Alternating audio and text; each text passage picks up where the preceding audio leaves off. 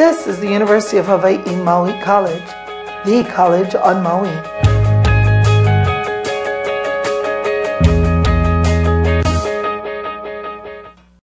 So the first thing I wanted to show you is this, my friends, is 1 meter long. Here, there it is sideways. Yeah, see, we have help in the back. This is 1 meter. This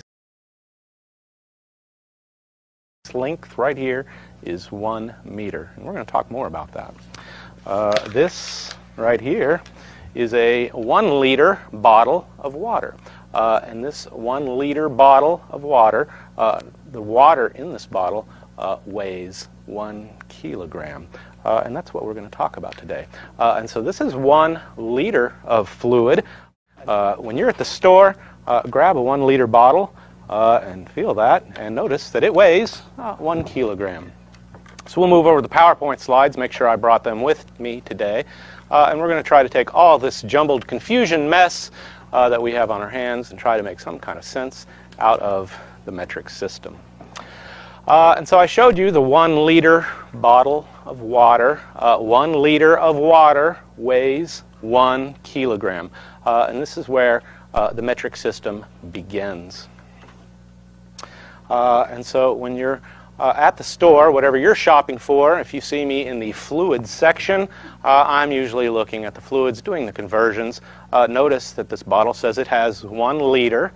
Which is the same thing as 33.8 fluid ounces. I wouldn't worry about that. But a liter is about 1 quart, 1.06 quarts. So fortunately, if you know what a quart is, you know just about what a liter is. And again, 1 liter of water weighs 1 kilogram. Well, here is 1 milliliter of water. Here I'll switch the Elmo so you can see what this looks like. This is a 3 milliliter syringe, and if I draw my imaginary water into this syringe, right there I have exactly 1 milliliter. See? Little teeny tiny thing. So a milliliter is the same thing as a cubic centimeter. Volume and length are related to each other, and we're going to show you that. But right off the board, I wanted you to know that 1 milliliter of water is the same thing as 1 cubic centimeter, and a milliliter of water weighs 1 gram. And if you took 1,000 of these little milliliters, if you did that 1,000 times, then you would end up with 1 liter of water. I have a little ruler I got at the store. It's about this long. About 1 foot, about 30 centimeters. And so I wanted you to take a look at the ruler when you're in the store. Fortunately, we have one floating around the classroom. For those of you who are interested here, you can have that one too. And you'll notice I can see 10 centimeters on there. We blow it up. That's 1 centimeter. 1 centimeter is 1/100th of a meter. And for those of you who actually have the vision, you'll notice that 1 millimeter, and 1 millimeter is 1,000th of the meter that I showed you at the beginning. So this is about measurement, and what the metric system is about is this right here. Corresponding lengths with volumes with weights, because they are related to each other. The system that we use, it has all sorts of names. We call it the American system. The lengths and the volumes and the weights, they don't really have anything to do with each other. But the beautiful thing about the metric system is lengths and volumes and weights are all very carefully related to each other. So these are the fundamental units of the metric system. Length is measured in meters, and a meter is just about 3 feet long. And I showed you that at the beginning. Volume is measured in liters, and weight is measured in grams. Now, I know some of you are worried about the difference between mass and weight, but everyone here lives on planet Earth, so we'll talk about the difference between mass and weight later. Weight is measured in grams. And so this is important that you understand the fundamental units of the metric system. All right, so the word kilo means 1,000. So kilo anything is 1,000 of them. So a kilometer, a kilometer, is 1,000 meters. And so I showed you what 1 meter looks like, about 3 feet. And so a kilometer is about 6/10 of a mile. I don't need you to know that a kilometer is 6/10 of a mile. I need you to know that kilo means 1,000. And that's what's important here. So a kilogram is 1,000 grams. A kilogram is 2.2 pounds, thereabouts, and that is something that you will need to commit to memory forever if you're going to be in the healthcare business. And so today is a great day to start with that. 1 kilogram weighs 2.2 pounds. 1 kilogram weighs 2.2 pounds. There are 2.2 pounds per kilogram. 1 kilogram per 2.2 pounds. Okay? Kilo equals 1,000. Kilo anything is 1,000 anything. Centa means 1/100th of. A centimeter, which we talk about all the time, is 1/100th of a meter. And that's abbreviated. 1 centimeter is equal to 1/100th of a meter. So you notice the abbreviations there. Milli means 1/1000th of anything. So a millimeter is 1/1000th of a meter, and I showed you the millimeter earlier. And abbreviated, that's mm. 1 mm is equal to 1/1000th of a meter.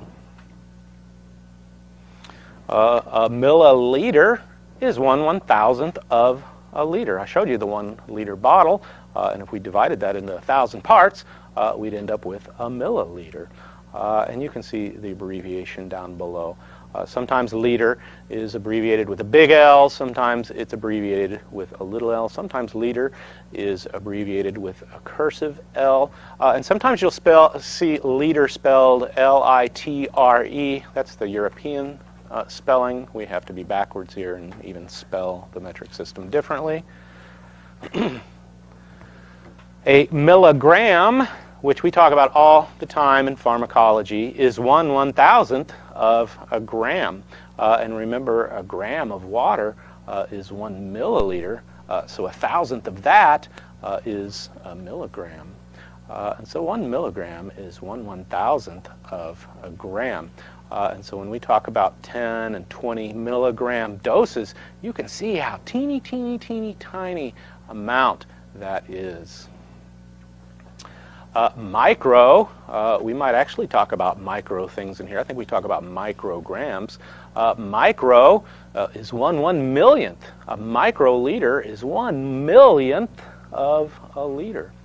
And so we see 1 microliter is 1/1,000,000th of a liter, but if you think about it, 1 microliter is 1/1000th of a milliliter. And that's actually important information. But I think this is more important right here. A microgram. We talk about micrograms all the time in pharmacology. A microgram is 1/1,000,000th of a gram. And so a microgram is 1/1,000,000th of a gram. But something that you will need to know in the healthcare business forever is 1 microgram is equal to 1/1000th of a milligram. And notice that they're kind of spelled alike. Sometimes instead of using MC, they'll use the Greek letter mu. In this class, we'll spell it just like this. A microgram is equal to 1/1000th of a milligram, because a microgram is 1/1,000,000th of a gram. And so hopefully moving those decimal points around by 3 places is something that you're going to be able to do in here. All right, so because everyone here that's taking this course does live on planet Earth, I have been assured of that, mass has weight because of gravity. And so that 1 liter bottle of water weighs 1 kilogram here on Earth. However, if we took it somewhere else, like the moon, it wouldn't weigh 1 kilogram. It would weigh much less. If we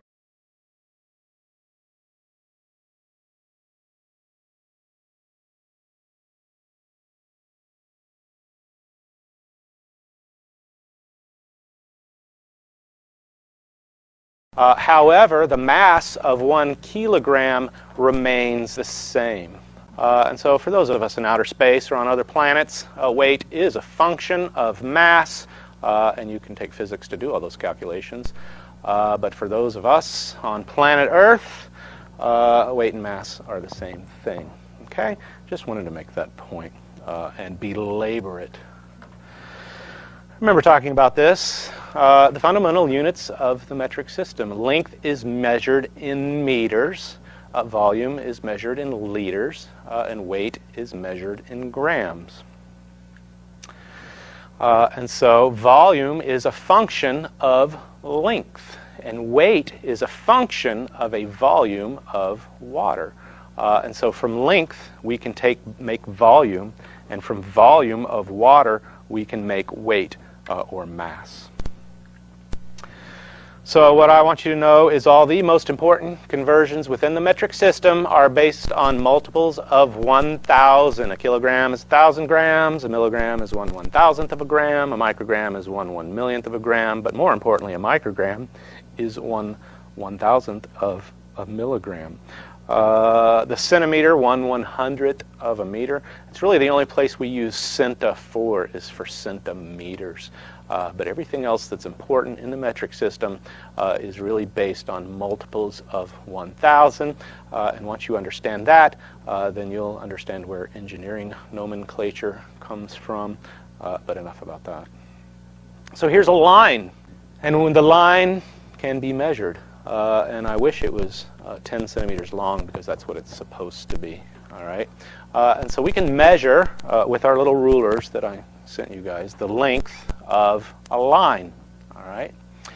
And the length of this line can be any number x. I'm going to say it's 10 eventually, but it can be any number x. Any number you imagine can be x. Well, if we take another line that's perpendicular, 90-degree angle to that line, and if it has the same length, x, which is important, we have length times length. And now what do we have? We have length squared, all right? And that's exactly what this is, a square.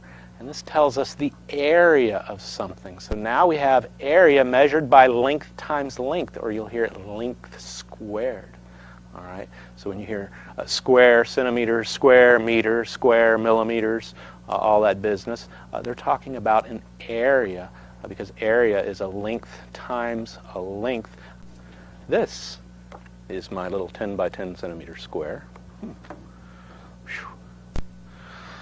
right, so area is a function of length. Square area is equal to the length squared. This makes sense if you have a square and you measure one side and the other side, multiply them times each other, you have square area. All right, so you can take anything. You can take a rectangle, measure one side, measure the other side, multiply them with each other, and that will give you the area, and it'll be in terms of whatever you used, squared. So square inches, square centimeters, square millimeters, square meters. It doesn't matter. All right. So if x equals 10, always like 10, so does the metric system.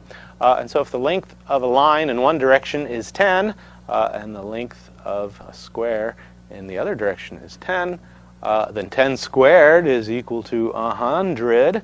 And see, we can see the square area is 100. Have I lost anybody? Well, let's take one more line and push it into the third dimension, and it is another line x. All right, and now we have this thing called a cube. I have one right here. Here's my cube. And now we have a cube. And if each side of the cube is x, then it would make sense that its volume is described as length times length times length, or length cubed.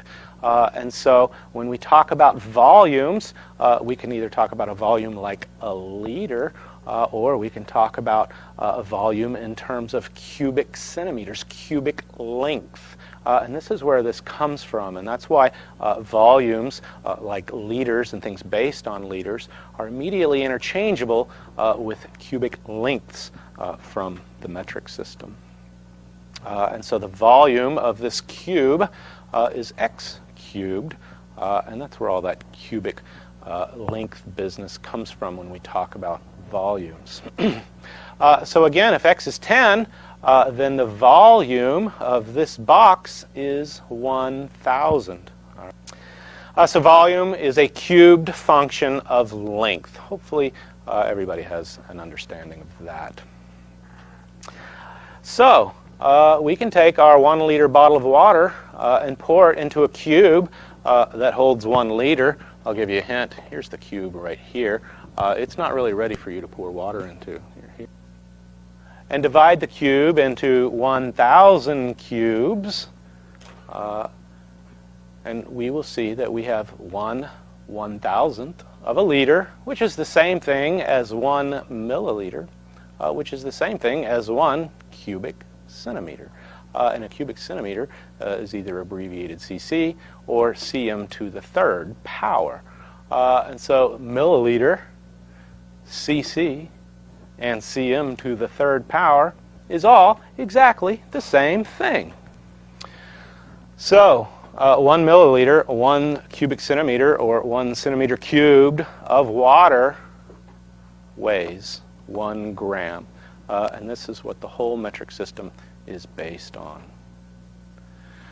So if we take 1,000 grams, we have a kilogram, and we're back to our original 1 liter of water, which is 1,000 milliliters, which is where we started from. Go figure. And so that's my best attempt to describe the metric system. This is the University of Hawaii Maui College, the college on Maui.